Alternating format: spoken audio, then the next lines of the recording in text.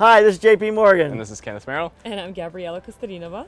Gabrielle is here to help us take a look at these two cameras head to head. This is the Blackmagic Pocket 6K. And this is the Panasonic S1H. So they're not exactly in the same price range, but they're certainly much more close than most cameras in this category. Yeah, I feel like if you're someone that's looking for a cinematic option that's not in the, more than $5,000, not like a real sort of cinema or ENG body, then you're probably going to look at this camera or this camera. Yeah. So they kind of compare head to head in a lot of ways. They both produce a very cinematic image. They both have a lot of dynamic range. They both have dual native ISO. So I think they're pretty good competitors. The reason I'm interested in these two is if you're looking for a great on-set B camera, these two cameras are going to pair with a lot of the more high-end cinema cameras out there, and that's really what they're going for. Yeah, I mean, this is going to be using the same kind of color and color science that they're using in the bigger Blackmagic cameras, and this is using the same V-Log that they use in the VariCam LT, VariCam 35. So these guys are really meant to be matching the much more expensive real cinema cameras. So let's take a look at these. Let's look at picture quality, let's look at the ISO, let's see how their dynamic range pans out. But let's quickly get going here before the lawnmowers come and mow us away. That would be bad. So let's get started, see what we can do. Okay, so when I processed this footage, I did make some tweaks here and there, a little bit of white balance, a little bit of tint, just to make them look proper. And of course, one was shot in log, one was shot in raw, so you're adding contrast or adjusting the gamma curve as needed. You know, the first thing that I noticed, look at the color chart on the Blackmagic. It's very vivid and very contrasty, but her skin tone is not. And the Panasonic is the opposite. The Panasonic color chart is not quite as vivid, not quite as contrasty, but her skin tone is cleaner. They both produce a really good image. I think just if I had to pick one out of these two, I would probably pick the Panasonic because I do feel like the colors are a little bit richer, but they're both pretty great. So now we're going to do a mixed lighting test. I feel like mixing light is one way to kind of tell really great cameras from maybe not so great cameras. So here our key light is set to 3100 Kelvin, more warm, and then our background is being lit by window light coming in. We're going to play that as moonlight. And we have a rim light that's also set to daylight, kind of lighting her from behind. And our camera is set to 3200 Kelvin to match the key. And we'll see how they look. This is really a fun, cinematic kind of application where you have a little darker mood, and just lets each of these cameras show how they're going to work when you've got a darker scene and a lot of black. I feel like the Panasonic camera skews magenta a little bit, especially in the skin tone, so I actually pushed it back green a little bit, and you can see that in the background. It's a little more green on the cupboards. But I was actually surprised at how similar the images do look once you kind of adjust for the little quirks of each camera.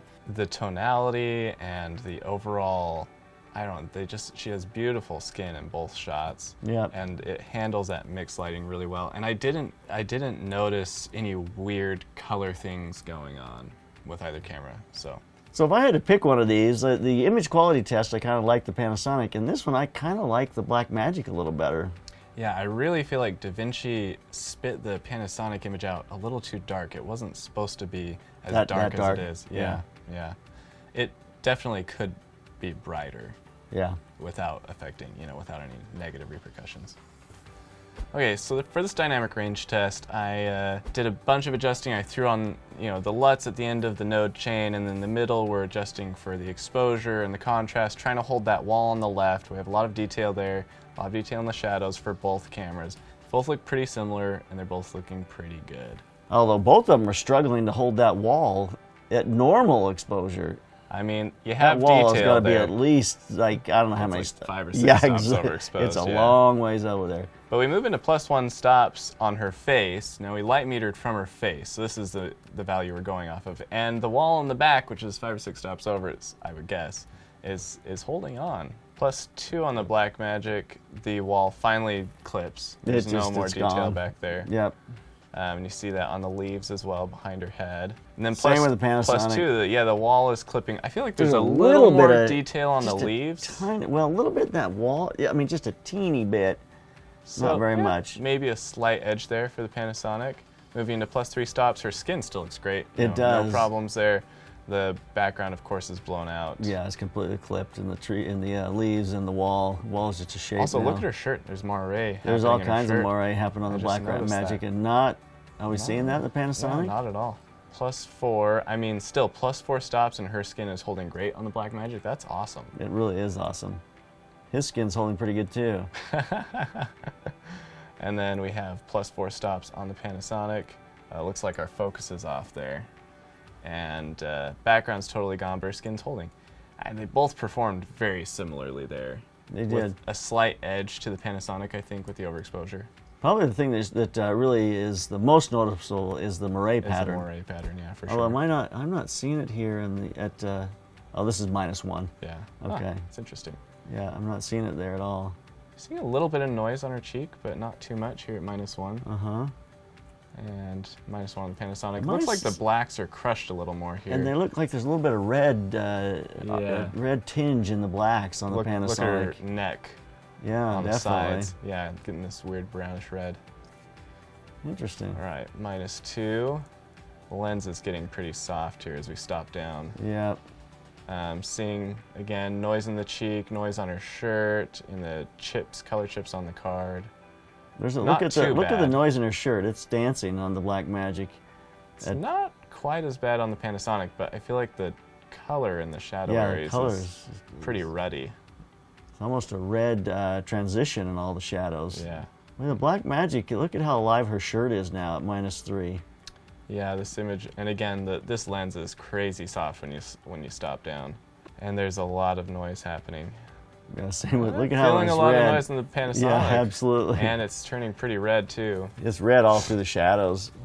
I don't know. It seems to me like the -4. Blackmagic's holding. Boy, at this point, -4.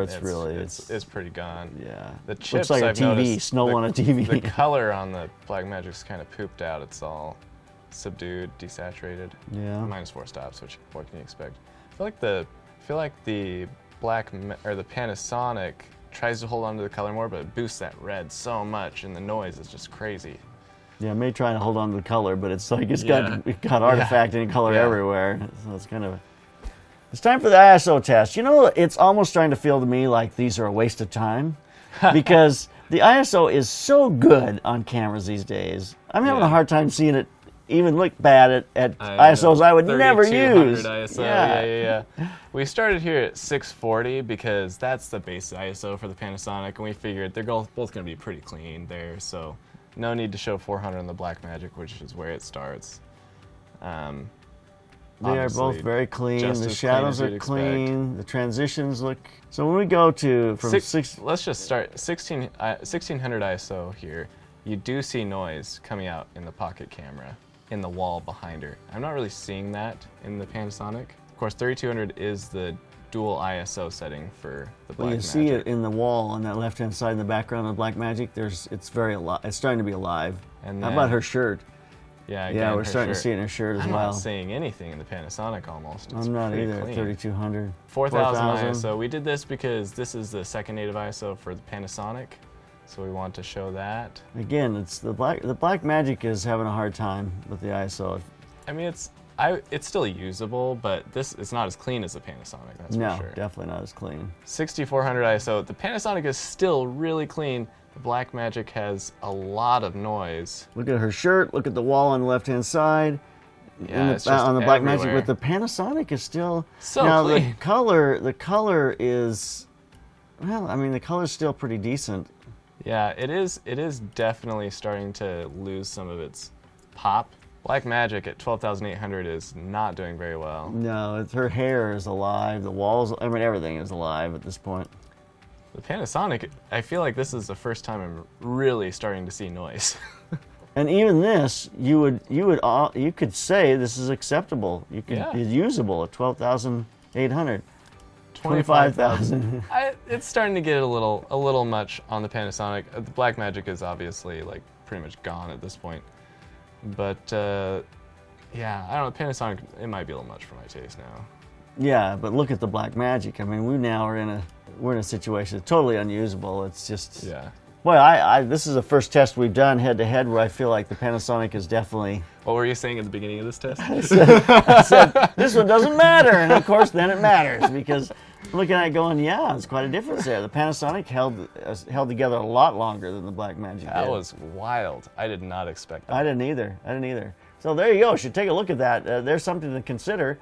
But usually you're not shooting. You're certainly not shooting at 25,600. Right. You know, 3,200. You know, in a pinch.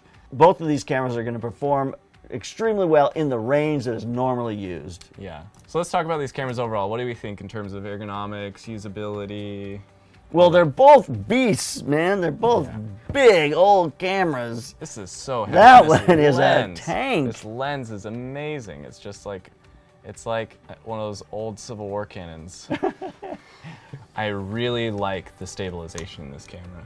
We didn't test it out here, but I've used it before, and Panasonic's always had really good in-body stabilization, and I think that's a huge advantage to this over that.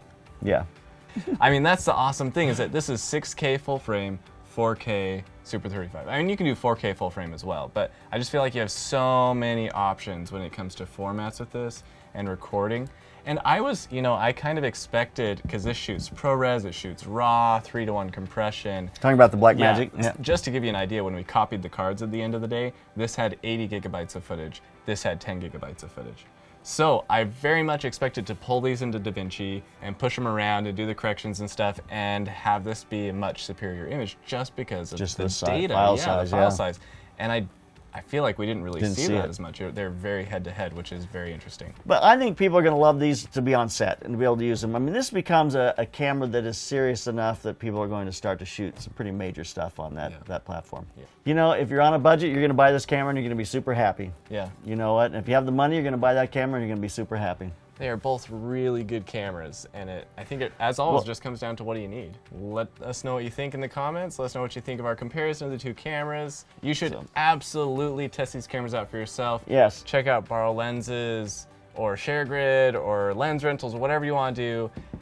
Get these cameras yourself, test them out yourself, decide what you need for your own applications, and come to your own verdict. Obviously, I have my own needs, and that's why I choose cameras I do, and JP has his, so it's very subjective. There you go. So make sure you follow us here on the Slanted Lens. We need your support. Follow the Slanted Lens. If you are going to purchase one of these cameras, get it through our affiliate program at B&H. That's an incredible help to us here at the Slanted Lens, and we appreciate that. So I hope if the reality is, buy one of these cameras, make a great video, and that's what it's all about. It's making great art, great imagery. So get out there and keep those cameras rolling. And keep on clicking.